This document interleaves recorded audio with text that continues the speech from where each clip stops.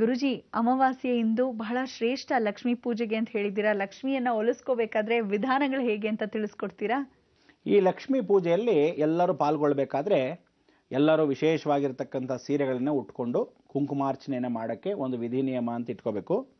ಯಾವತ್ತು ಅಮಾವಾಸ್ಯೆ ಪೂಜೆ ನಾ ಭೂತೋನ ಭವಿಷ್ಯತ್ತಿಂತ ಎಲ್ಲೂ ಕಂಡು ಕಾಣದೇ ಇರತಕ್ಕಂಥ ಈ ಲಕ್ಷ್ಮಿಯನ್ನು ಆದಿಶಂಕರಾಚಾರ್ಯರೇ ಸ್ವತಃ ಬರೆದಿರ್ತಕ್ಕಂಥ ಲಕ್ಷ್ಮಿ. ಆದಿಶಂಕರಾಚಾರ್ಯರು ವೀಳ್ಯದಲ್ಲಿ ಬರೆದಿರ್ತಕ್ಕಂಥ ಈ ಲಕ್ಷ್ಮಿಯನ್ನು ಪರ್ಕಾಲ್ ಮಠದಿಂದ ಪರಿಪೂರ್ಣವಾಗಿರ್ತಕ್ಕಂಥ ಜೀವನ ಶಾಸನದಲ್ಲಿ ಬಂಗಾರದ ಲೇಪನವನ್ನು ಮಾಡಿಸಿ ಇಟ್ಟಿರ್ತಕ್ಕಂಥ ವಿಚಾರ. ಅದಾದಮೇಲೆ ಜೀವನ ಚರಿತ್ರೆಯಲ್ಲಿ ರಾಮಾನುಚಾರ್ಯ ದರ್ಶನ ಮಾಡಿ ಈ ಕೊನೆಯ ಅಂತ್ಯದಲ್ಲಿ ಕಲಿಯುಗದಲ್ಲಿ ಪ್ರಾಣ ಪ್ರತಿಷ್ಠಾಪನೆ ಆಗ್ತಾಳೆ.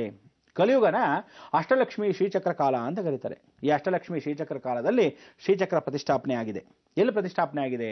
ಹೆಬ್ಬೂರಲ್ಲಿ ಪ್ರತಿಷ್ಠಾಪನೆ ಆಗಿದೆ. ಅಂದರೆ ಕುಣಗಲಿಂದ ತುಮಕೂರು ಬಳಿಯಲ್ಲಿರ್ತಕ್ಕಂಥ ಆ 90 ಕಿಲೋಮೀಟರ್ ಭಾಗದಲ್ಲಿ ಪ್ರತಿಷ್ಠಾಪನೆ ಆಗಿರ್ತಕ್ಕಂಥ ವಿಚಾರ. ಬೆಂಗಳೂರಿಂದ ಸುಮಾರು ನಾವು 110 ಕಿಲೋಮೀಟರ್ ದೂರದಲ್ಲಿ ಹೋದರೆ ಹೆಬ್ಬೂರು ಅಂತ ಸಿಗುತ್ತೆ. ಇದು ಕೋದಂಡಾಶ್ರಮ ಅಂತ ಕರೀತಾರೆ. ಕೋದಂಡ ಆದ್ರೇನು? ಬಿಲ್ಲು ಬಾಣ. ಊರು ಕೂಡ ಬಿಲ್ಲು ಬಾಣ ಆಕಾರದಲ್ಲೇ ಇರತಕ್ಕಂಥದ್ದು ಕೋದಂಡ, ಆ ದಂಡವಾಗಿರ್ತಕ್ಕಂಥ ವಿಚಾರ. ಎಷ್ಟು ಚೆನ್ನಾಗಿದೆ ಅಂದರೆ ಅಲ್ಲಿ 10,000 ಎಕರೆನಲ್ಲಿ ಇದ್ದ ಒಂದು ಫಸಲು, ಅಂದರೆ ಆ ಕಾಲದಲ್ಲಿ 10,000 ಎಕರೆಗಳ ಒಂದು ವರ್ತಮಾನ ಅಲ್ಲಿ ಜಾಗೀರ್ ಅಂತ ಕೊಟ್ಟಿದ್ರು.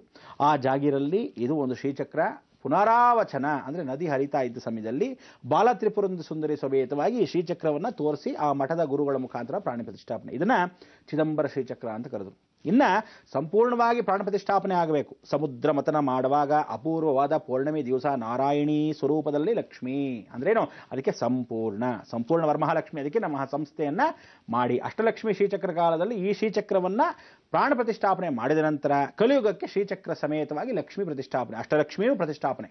ಈ ಅಷ್ಟಲಕ್ಷ್ಮಿ ಪ್ರತಿಷ್ಠಾಪನೆ ಯಾವ ಕಾಲಕ್ಕೂ ಪೂಜೆಯನ್ನ ಅಮಾವಾಸ್ಯೆ ದಿವಸ ಯಾರು ಮಾಡ್ತಾರೋ, ವಿಶೇಷವಾಗಿ ಅಮಾವಾಸ್ಯೆ ಪೂಜೆಗೆ ಕೂತ್ಕೊಳ್ತಾರೋ, ಯಾವ ಕೆಲಸ ಏನು ಕೇಳಲಿ ಜಗತ್ತಲ್ಲಿ ಅವರದಾಗತ್ತೆ. ಇದು ಸತ್ಯ, ಶತಸಿದ್ಧ.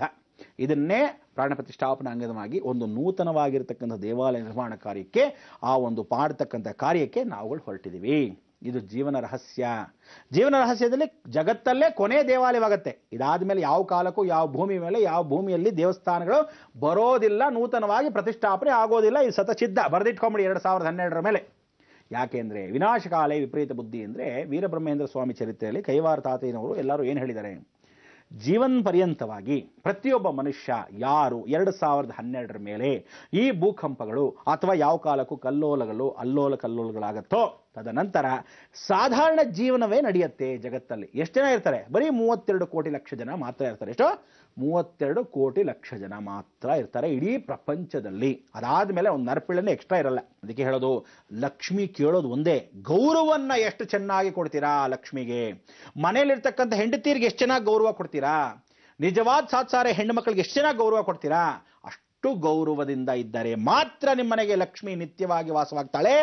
ಅಲಕ್ಷ್ಯವನ್ನ ಮಾಡಿದಾಗ ಲಕ್ಷ್ಯ ನಿಮ್ಮ ಮುಟ್ಟಕ್ಕೆ ಸಾಧ್ಯವಿಲ್ಲ. ಅದಕ್ಕೆ ಅಲಕ್ಷ್ಮೀ ನಿತ್ಯ ಅಂದರೆ ಅಲಕ್ಷ್ಯ ಮಾಡಬೇಡಿ. ನಿಮ್ಮ ಲಕ್ಷ್ಯ ಮುಟ್ಟಕ್ಕೆ ಶಕ್ತಿ ಕೊಡೋಳೆ ಲಕ್ಷ್ಮಿ. ಆದ್ರಿಂದ ನೀವು ಗೌರವವನ್ನು ಎಷ್ಟು ಸೂಚಿಸ್ತೀರೋ ನಿಮ್ಮನೇಲಿ ಸ್ಥಿರವಾಸವಾಗ್ತಾಳೆ. ಅದಕ್ಕೆ ಚರಲಕ್ಷ್ಮಿ ಸ್ಥಿರವಾಸ ಅಂತ ಮೊದಲಾಗಿ ಕಲ್ತ್ಕೊಳ್ಳಿ, ಆಗ ಲಕ್ಷ್ಮಿ ಉಳಿತಾಳೆ. ಪೂಜೆಗೆ ಕೂತ್ಕೊಳ್ಳೋಕೆ ಮೊದಲು ಇವಳು ಅಹಂ ಲಕ್ಷ್ಮಿ ಅಂತ ನೀವು ಅವಾಗ ಗೌರವದಿಂದ ತಲೆ ಕ್ಲೀನಾಗಿ ಬಾಚ್ಕೋಬೇಕು. ಅಯ್ಯೋ ಲಕ್ಷ್ಮಿ ನನ್ನಲ್ಲಿದ್ದಾಳೆ. ಆ ಹೂ ಮುಡ್ಕೋಬೇಕು, ಓಹೋ ಲಕ್ಷ್ಮಿ ನನ್ನಲ್ಲಿದ್ದಾಳೆ. ಆ ಒಡವೆ ಹಾಕೋಬೇಕು, ಫಸ್ಟ್ ಕ್ಲಾಸಾಗಿ ಅಲಂಕಾರ ಮಾಡ್ಕೋಬೇಕು. ಕೈ ತುಂಬ ಬಳೆ ಹಾಕೋಬೇಕು, ಹಣೆ ತುಂಬ ಕುಂಕುಮ ಇಟ್ಕೋಬೇಕು, ಕಾಲು ತುಂಬ ಗೆಜ್ಜೆ ಇಟ್ಕೋಬೇಕು, ಡಾಬು ಒಡವೆ. ಆಹಾ ಏನು ಆನಂದ. ಇವಳು ನೋಡಿದ ತಕ್ಷಣ ನಿಜವಾದ ಆ ಲಕ್ಷ್ಮಿ ಸ್ವರೂಪ ಆಗಿದ್ದಾಳಲ್ಲ ಅಂತ ಹೇಳಿ ಅವಳು ಹೊಗಳ್ಬೇಕು. ಅಂದರೆ ಆ ಸ್ವರೂಪದಲ್ಲಿ ನೀನು ಬಂದ್ರೇನೆ. ಉಪವಾಸ ಮಾಡಬಾರ್ದು, ಒಣಗಬಾರ್ದು. ಹೆಣ್ಣು ಮಕ್ಕಳು ನೀವು ಒಣಗಬೇಡಿ. ಈಗ ಬಂದೆ ಗುರುಜಿ, ಯಾರು ಮನೆಯಲ್ಲಿ ಮನೆಯೊಡತಿ ನಗ್ನಗ್ತಾ ಇರ್ತಾಳೋ ಅಲ್ಲಿ ಲಕ್ಷ್ಮಿ ಇರ್ತಾಳಂತೆ ಅಲ್ವಾ ಗುರುಜಿ?